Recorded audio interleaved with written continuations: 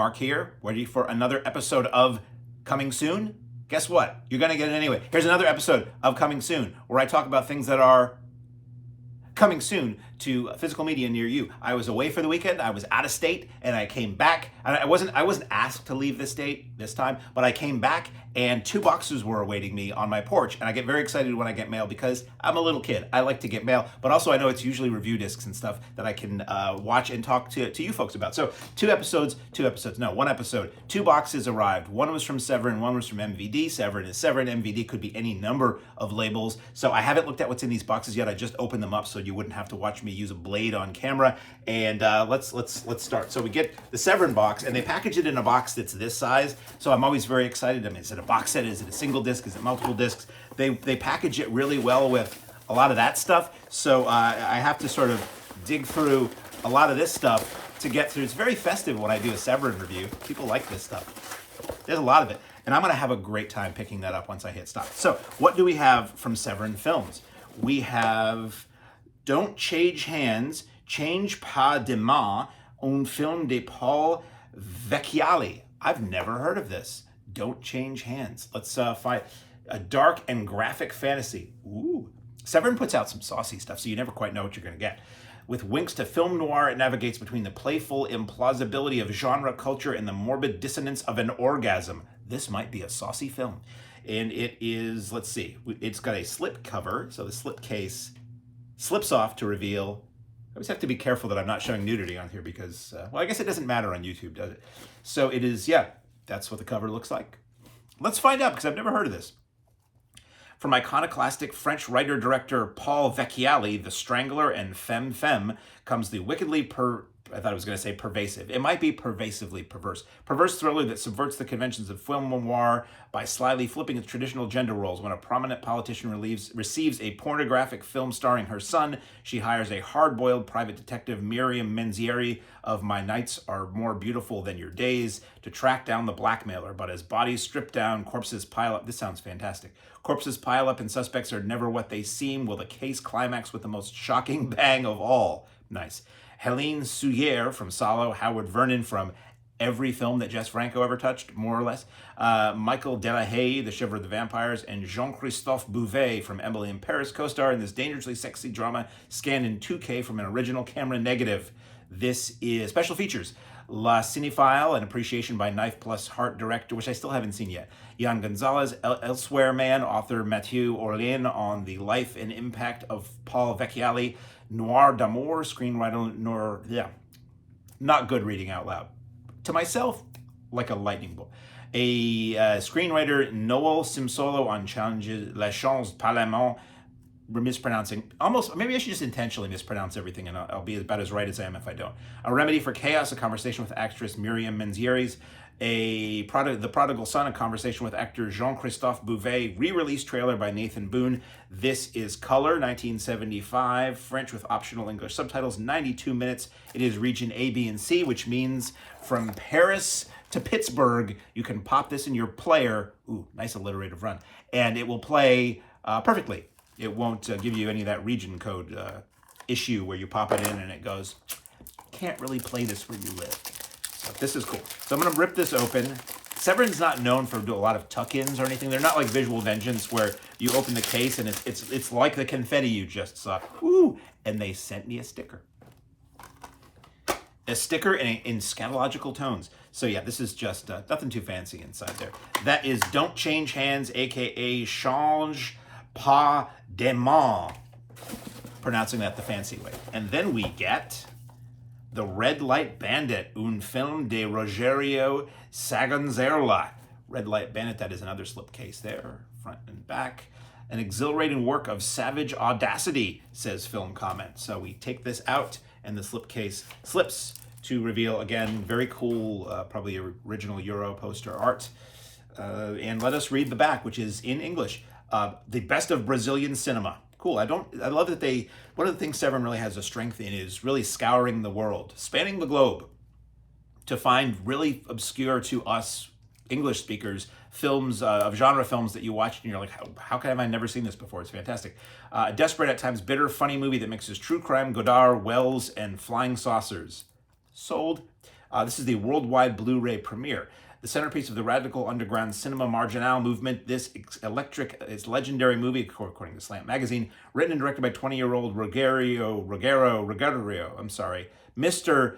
Senor Sanzerla, defiantly attacked wow, this is rough day. Brazil's socio-political morals, gleefully subverted the rules of narrative cinema, and has lost none of its power to shock, disturb, and delight. Based on police reports of the real-life bandit who terrorized 1960s Sao Paulo, the charismatic crook, portrayed by Paulo Villaca, robs the rich, taunts law enforcement, and becomes a public hero in an anarchic odyssey that's equal parts crime thriller, urban western, grindhouse roughie, twisted comedy, cultural grenade, and still unlike anything you've ever seen. Again, sold. Helga Inez, Jose Morica Marin's Embodiment of Evil, co-stars in this hallucinatory and amazing manifesto, according to Next Projection, now scanned in 2K from the original camera negative. This sounds like a lot of fun. Special features include, but are not limited to, they're everything I'm going to say. A Cinema Marginal interview with producer and film conservationist Paulo Sacramento, the Anti-Muse interview with actress Helga Inez, trailer, and then short films. Comics by Rogerio, it's not Diodato. Is the title of the film, not that there are comic books in here, by Rogerio Sanzerla, Introduction to Horror Palace Hotel by filmmaker Denison Ramalho, and then Horror Palace Hotel by Hario Ferreira. This is 1968, black and white, Portuguese with optional English subtitles, 92 minutes. It is 1080p, 133:1, so 4:3 as I like to say. I'm not putting the hex menu, it's 4:3. It is Portuguese mono. And then we open it up and look at the inside, which again is probably not going to be anything too fancy, but for the sake of completeness, I do these shows to let you know what you might be getting. If you see this thing and it's up for pre-order, you're like, what's that? This is a way, before you buy, to take a look and see exactly how it's packaged, exactly what the extras are, what these movies even are. And because a lot of times I'll see these things and I'll be like, what's that? I've never heard of that. So then we get, this is a movie I have seen, but I saw it. This was a movie that was released in the US long ago, and I want to say it was the legendary, in the old days of tape trading and bootlegs, and I want the version that's got extra gore, or I want the longer cut, or I want the alternate cut. Many, many times it would be a Japanese videotape or laserdisc, which was where in the world that movie was longer, or a German edition, or very often for some reason a Greek videotape. And this was one of those movies that I got in a video trade, and I got the longer uncut version, which I'm quite sure is going to be in this. And it had like Greek or Japanese subtitles on it, and it looked like a copy of a copy of a copy of a copy, 4:3 pan and scan. 80s video transfer. So this is going to be like seeing it for the first time. This is The Mad Bomber. It will blow your mind. Is that in focus? Who knows? Maybe not. We have Vince Edwards, Chuck Connors, Neville Brand. Vince Edwards is the psycho cop. He's got two jobs: find a mad bomber and find a rapist. This is the 70s, so rape is going to have to be part of this, but I think it was part of getting funding for these films. Chuck Connors, the bomber, he's blowing up the town piece by piece. And Neville Brand, in the much coveted role, the rapist, the only man who can identify the bomber. This is Bert I. Gordon's full strength. Bert I. Gordon, if you don't know, Mr. Big, B.I.G., he was known predominantly for giant monster movies, Giant Things, Beginning of the End about the giant grasshoppers. He did The Amazing Colossal Man, War of the Colossal Beast, always Food of the Gods, movies about things that for some reason were giant. This is Bert I. Gordon's full strength version in all its fleshy, blood-splattered glory. Yes to all. The Mad Bomber is Gordon's strongest film, a gritty mixture of bloody violence, rampant nudity, and cynical crime procedural, says Mondo Digital. It's got a really fun, again, I don't know if that's going to be in focus, but a really fun imagery on the back. We slip off the slipcase to reveal, a different cover there, and it will blow your mind. We have a relic of the boundary-pushing 70s, says the spitting image. Totally uncut and uncensored. I'm throwing the bootleg away. Totally uncut and uncensored with an all-new 4K scan and special features. Although best known for its giant monster movies like The Amazing Colossal Man, Attack of the Puppet People, and Empire of the Ants, all of which I recommend. Writer, producer, director Bert I. Gordon took a sharp right turn into 70s urban perversion with this remarkably politically incorrect, says Rock Shop Pop. Crime shocker, a psycho citizen, Chuck Connors of The Rifleman and Tourist Trap, and if you've never seen Tourist Trap, you really should, is planting deadly bombs across Los Angeles. A depraved rapist, Neville Brand of Birdman of Alcatraz and Eaten Alive, and often unhinged on film, is the only witness who can identify him. And a deranged detective, Vince Edwards of Ben Casey in Return to Horror High. And what was that film? It was the knockoff. It was the movie that came at Space Raiders. The movie that relied heavily on special effects from Battle Beyond the Stars. We'll break every rule in the book to bust them both, also known in various censored versions as The Police Connection and Detective Geronimo.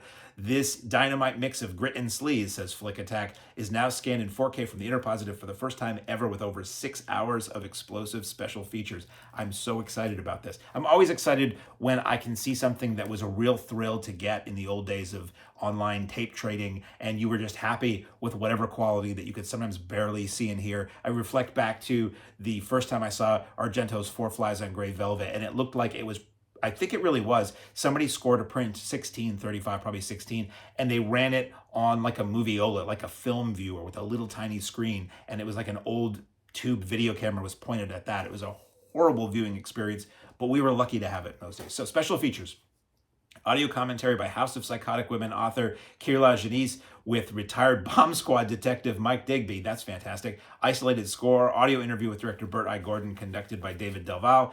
Patricia Gordon remembers her father-to-be in the moment interview with actress Cynthia McAdams on the trail of the Mad Bomber locations featurette, the Mad Bomber TV cut. Oh, wow. TV spots, the Mad Bomber's story essay by Andy Turner with exclusive images from still photographer Carol Gordon. This is region ABC, all region, which means, again, from Schenectady to Siam, you pop this in a player and it'll just play.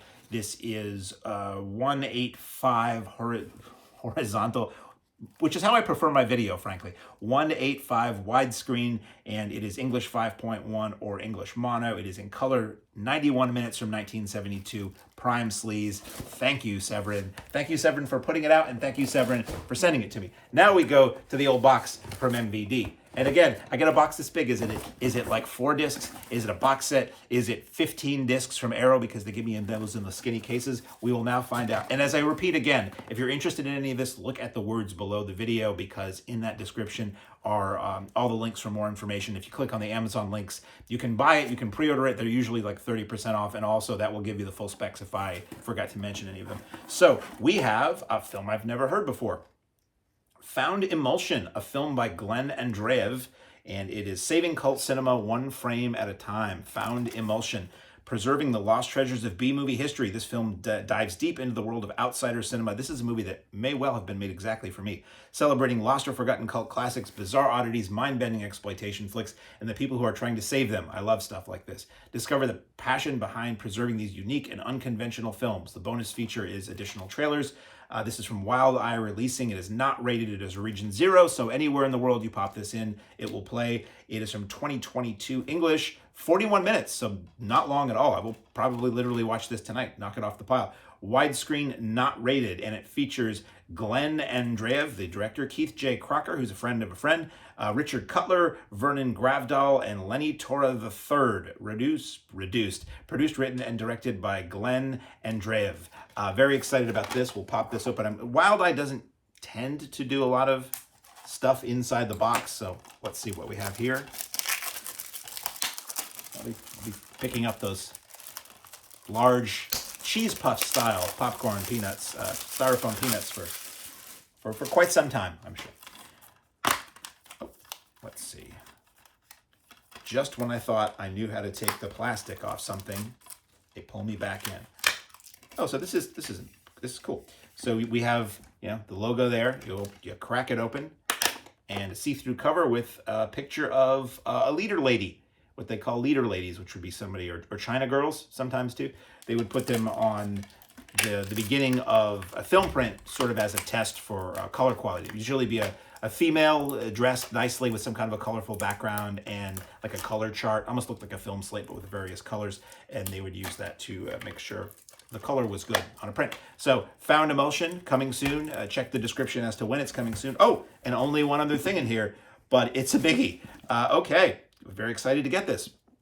This is DAIEI Gothic. This is from Radiance Films. I've been following the progress of this one for a while. This is a box set of, what do we have, 3 titles and a sizable book. We'll dig into all this in a second. This is 3 ghost stories, newly restored in 4K. In The Ghost of Yatsuya, Oi returns from the grave as a horribly disfigured ghost to haunt her husband and his new bride. Sounds like fun. In The Snow Woman, a woodcutter must keep his oath to a vengeful spirit or pay the ultimate price. In The Bride from Hades, a noble young samurai falls in love with a beautiful courtesan who he fails to see as a ghost. Whoops. And we featured interviews with filmmaker Kiyoshi Kurosawa, Hiroshi Takahashi, and Masayuki Okai. Audio commentary by Jasper Sharp, visual essays by Kyoko Hirano and Paul Murray, 80-page book featuring new and archival writing by Tom Mess, Zach Davison, plus ghost stories and more. Limited edition of 4,000 copies, and like any of the Radiance box sets, come in. Like any of the Radiance box sets, it's a nice sturdy case, so it's not going to fall apart on you. And DAIEI, if you don't know, was Japanese film studio, put out a lot of good stuff. So it's 3 films by Kenji Misumi, Tozuko Tanaka, and Satsuo Yamamoto. Year range is 1959 to 1965. Running times, ooh, these are all short. I always joke about Japanese films, and this actually was a joke used in an Indian film that I saw that I thought was kind of funny. It's like, in order to get funding, somebody goes to a studio like, I want to make a movie, and the studio says, okay, how long is it? And they're like, it's 240 minutes. They're like, okay, great, what's it about? It seems like Japanese films always are really long in the more modern era. So it's nice to see that these are 83 minutes, 80 minutes, and 89 minutes. They are Japanese language, 2.35 widescreen, so widescreen, and mono audio, and this is region A and B, so this will play in North America and the UK, but if you live in a farther flung area that has a different region for your Blu-rays, you might be out of luck on this one. So I'm very carefully opening this because if you've never seen one of these before and you don't know me, I'm particular. I like to keep things nice. So we just, especially with these, sometimes like with records, it was always said, oh, you should always take it out of the shrink wrap immediately. Don't leave it in the shrink wrap. It'll warp the record. And I'm always like, yeah, but it protects the cover. And I have seen LPs where if there were a thinner cover over time, it does kind of warp it and make it kind of weird. So I get it there. But as far as DVDs and stuff, if it's a slipcase box set, I just extra layer on that. So we open it up and the inside looks like that. Isn't that great? We open it up and the book, hefty. And I mean, I told you how long it is, but that's a hefty book. The Radiance books are always really good and nicely printed too. So they give you a lot of scans. Any of the images in the film, in the book, are scans taken from the new transfers.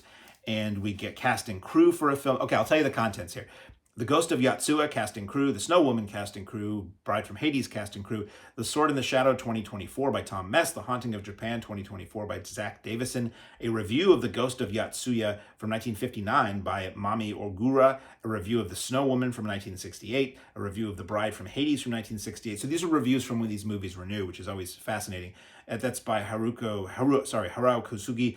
Yuku Una 1904 by Lakfido Hirn with a new introduction by Paul Murray. Passional Karma 1899 by Lafcadio Hearn with a new introduction by Paul Murray, and then transfer notes and credits. Wow, so those are, I'm presuming those are the original stories that some of these ghost story films are based on. That's fascinating. So then we have the discs themselves. We have The Ghost of Yotsuya, that's the front and the back. And inside, and Radiance does reversible covers. So you have a choice. And let's see, limited edition, we'll go through this, why not? Limited edition special features on this one is new 4K presentation, uncompressed mono PCM audio, appreciation by filmmaker Kiyoshi Kurosawa, that's 20 minutes from 2024. The Endless Curse of Oiwa, a visual essay by Japanese film expert Kyoko Hirano, that's from 2024, that's 22 minutes. Trailer, new improved English subtitle translation, thank you. Reversible sleeve, which I just showed you, and the rest is stuff that I've already showed you. So let's see, then we go to The Snow Woman. That looks fun and creepy. Front and back there. Inside, now this is what Radiance discs usually aren't too much to write home about as far as that is concerned on the surface of the disc, but they always do really nice work with the artwork. So this is from a new 4K restoration, uncompressed PCM audio apprecio. I'm just maggling it all here. Appreciation by filmmaker Masayuki Okai, 2024. That's 16 minutes. The Haunted Mind of Lafcadio Hearn, a visual essay by Lafcadio Hearn scholar Paul Murray. That's 7 minutes from 2024. And you get the trailer and new and nice easy to read subtitles. And then finally we have The Bride of Hades and the back of that. Japanese horror is very interesting. More modern J-horror, they call the more modern stuff like not Bride with White Hair, like The Ring and Ju-on and all that stuff that got remade here. Those are fantastic. The older stuff is interesting and much quieter, less shocky, much more creepy. I like it. So that's the inside of that. New 4K restoration uncompressed mono PCM audio. Appreciation by filmmaker and screenwriter Hiroshi Takahashi from 2024. That's 18 minutes. Audio commentary by critic and author Jasper Sharp. And then the trailer and the easy-to-read subtitles again. So that is DAIEI Gothic. That is coming soon. Again, look under this video for the release dates and all the other stuff. Thank you for joining me once again. I'll be spending, until you see me the next time, I'll be picking up Styrofoam Peanuts. I will see you the next time I have something coming soon.